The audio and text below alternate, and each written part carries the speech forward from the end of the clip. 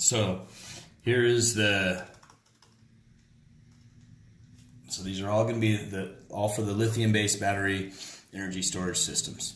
So we're utilizing the LiFePO4 technology, obviously because of its higher thermal rates and the fact that the LiFePO4 batteries have got the longest shelf life, and they will give us the most energy for the longest duration. So we're going to be building modular and scalable container-based systems. We'll be doing 10, 20, and 40-foot systems.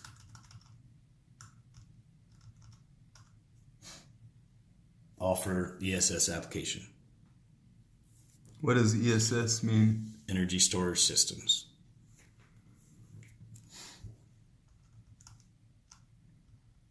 So from a generation standpoint, this is all talking about your peaker plants. Okay, so your peaker plants have got to keep that level up so that the grid maintains its stability. So they have to peak up with that gas and produce that energy so it can go out.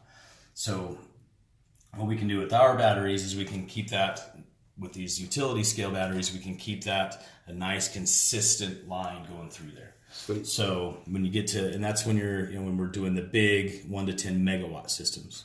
And then when you start getting into the transmission and distribution side, that's when we can do the peak shaving, we can do efficiency support, voltage support, load reduction. We can even provide the backup power on the CNR side. So that's going to be a little bit different monster, when you're looking at going into this. So this is going to be more of, so you're going to have more of, this would be your utility, and this would be more of your commercial and industrial. And this would tie in with commercial industrial as well as some residential on that side.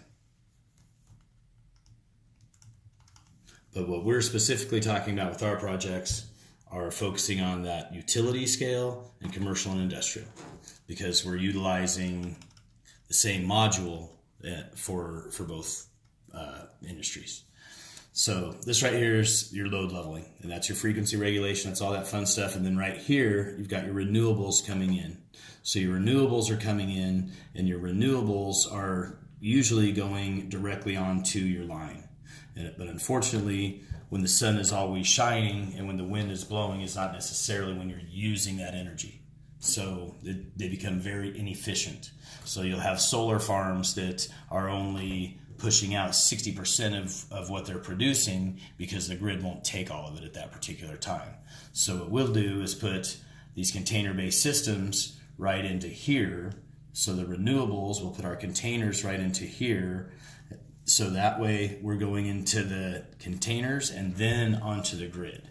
So the containers will be able to take that same energy, and rather than it just being then shutting down the turbine or just having the solar not just burning off, we're going to store it in those batteries and then push it onto the line when the customers are actually using it over here.